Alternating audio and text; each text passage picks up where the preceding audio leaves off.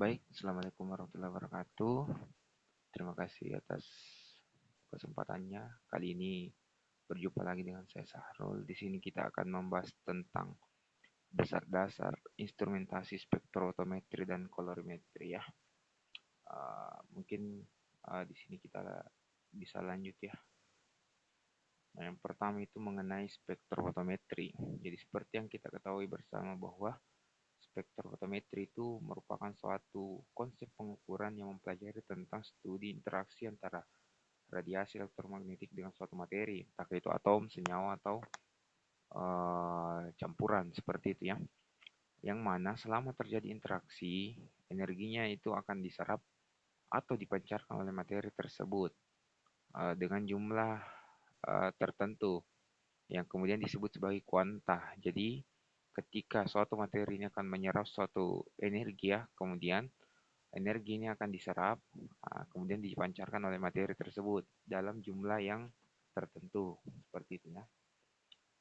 Kemudian sejarah dari spektroskopi itu sendiri itu pembentukan dasarnya itu oleh Joseph van Vollenhoven dan Gustav Kirchhoff pada abad 19 yang kemudian berkorelasi dengan pembentukan spektrofotometer alatnya sehingga timbullah hukum Lambert-Beer yang akan kita jelaskan nanti sehingga berkembang menjadi spektroskopi emisi pada tahun 1860 yang kemudian dikembangkan menjadi instrumen analisis untuk laboratorium, skala laboratorium dan industri. Selanjutnya itu untuk spektrum elektromagnetik. Kita ketahui bersama bahwa radiasi elektromagnetik ini sangat mempengaruhi ya spektrum. Nah, yang mana gelombang radiasi elektromagnetik ini biasa dianggap sebagai gelombang harmonik ya yang disebarkan dari suatu sumber. Jadi ada sumber yang kemudian akan dipancarkan nanti untuk mengenai suatu materi atau partikel tertentu. Nah, kemudian radiasi ini akan berasosiasi dengan sifat-sifat gelombang tersebut. Panjang gelombang ini merupakan jarak antara dua buah spektrum maksimum pada gelombang elektromagnetik. Artinya, gelombang yang kita perhitungkan di sini adalah ada suatu puncak dan lembah yang kemudian disebut dengan satu gelombang yang kemudian nanti akan berkorelasi dengan instrumen yang kita akan gunakan.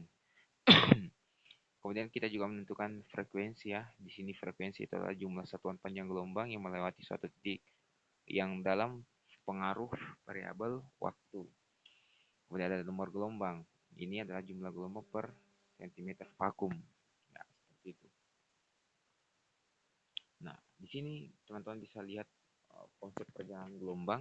Mungkin teman-teman pernah dapat di sini uh, ada puncak, ada lembah itu disebut dengan satu gelombang. Jadi puncak antara satu dengan puncak selanjutnya itu disebut dengan satu gelombang yang kemudian ketika satu amplitude itu yaitu seperdua dari lembah dengan puncak yang kemudian dipengaruhi oleh suatu panjang ya panjang. Jadi begini adalah perjalanan gelombang ketika dipancarkan dalam suatu kondisi. Nah, di sini untuk hubungan antara frekuensi dan jumlah gelombang, panjang gelombang ini dapat dilihat bahwa hasil kali panjang gelombang dan frekuensi sama dengan cepat rembatnya gelombang dalam satu ruang hampa atau biasa kita rumuskan itu lambda kali V sama dengan kecepatan. Nah, sedangkan untuk kecepatan cahaya yang dimaksud di sini adalah kecepatan dalam ruang hampa. Teman-teman mungkin pernah dapat konsepnya bahwa kecepatan cahaya itu sekitar 3 kali 10 pangkat 10 cm per detik.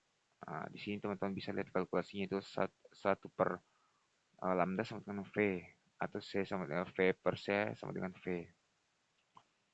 Nah, di sini untuk hubungan antar frekuensi dan panjang gelombang, teman-teman bisa lihat persamaan matematisnya itu V sama dengan F dikali lambda, di mana F itu adalah kecepatan gelombang, F di sini adalah frekuensi dalam satuan hertz, kemudian lambda itu panjang gelombangnya, biasa dalam satuan meter ya.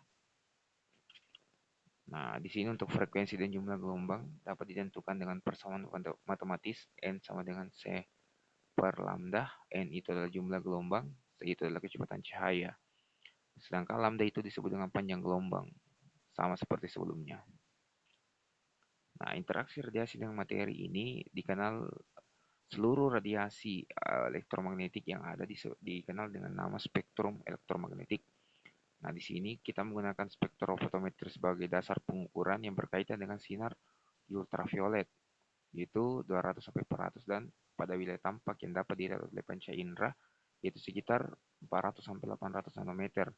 Nah, instrumen di sini yang menjadi pengembangan cikal bakal lahirnya spektrofotometri itu mulai dari fotometer, kolorimetri, dan spektrofotometer.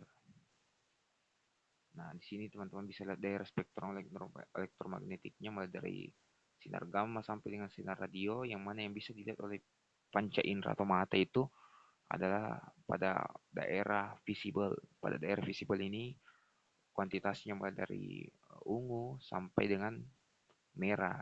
Mungkin teman-teman bisa untuk menghafalnya itu menggunakan konsep Meiji Kuhibiniu yang kemudian dari puncak apa panjang gelombang 400 sampai 700 seperti itu. Nah, konsep dalam pengukuran absorpsi itu energi radiasi ini merupakan energi yang ditransmisikan sebagai radiasi elektromagnetik yang mana mempunyai jumlah energi tertentu. Energi suatu radiasi itu disebut dengan foton. Sedang teman-teman bisa lihat di sini bahwa E sama dengan H dikali F, di mana E sama dengan energi foton, kemudian H itu adalah konstanta Planck dengan nilainya itu 6,62 dikali 10 pangkat minus 27 energi per detik. Nah, konsep dalam pengukuran ada banyak ya, ada kekuatan radian, ada transmisi atau cahaya yang diteruskan, absorpsi, cahaya yang diterima, absorptivitas, kemudian absorptivitas molar, panjang jalur sinar atau tebal kuvert. Ini berkorelasi dengan hukum Lambert-Beer ya.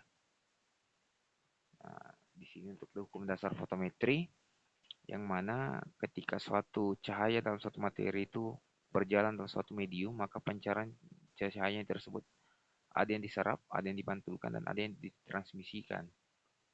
Skemanya itu teman-teman bisa lihat, itu ada yang sinar yang diserap, ada yang diteruskan, dan ada yang dipantulkan. Yang diserap itu namanya absorbansi, kemudian yang diteruskan itu namanya transmisi. Kemudian yang dipantulkan itu namanya reflektansi. Yang kemudian menurut dasar konsep fotometri itu pengukuran intensitas cahaya biasanya itu terutama terlihat oleh manusia. Ini diadopsi oleh spektrofotometer visible. Berdasarkan hukum Lambert-Beer itu, intensitas cahaya yang diterima oleh mata itu biasanya kurang eksponensial seiring dengan peningkatan ketebalan dari suatu kuvet atau sampel yang kita gunakan, atau konsentrasi sampel juga mempengaruhi kepekatan dan juga tebalnya kuvet. Nah, di sini ketika hukum Lambert-Beer ini kita kalkulasi ya, menyatakan hubungan antara kekuatan pancaran cahaya yang diserap dengan konsentrasi dari medium. Nah, ini untuk hukum Beer yang kemudian digabung menjadi hukum Lambert-Beer. Nah, seperti ini hukum Lambert-Beer yaitu mengatur hubungan antara kekuatan pancaran cahaya yang datang, cahaya yang ditransmisikan sebagai fungsi keduanya, yaitu ketebalan medium dan konsentrasinya, atau biasa disebut dengan absorbansi, yaitu A kali B kali C, yang mana kita ketahui A itu konstanta atau absorptivitas molar atau biasa disimbolkan dengan epsilon, kemudian dikali dengan ketebalan medium atau kuvet ya, kemudian kali konsentrasi sampel.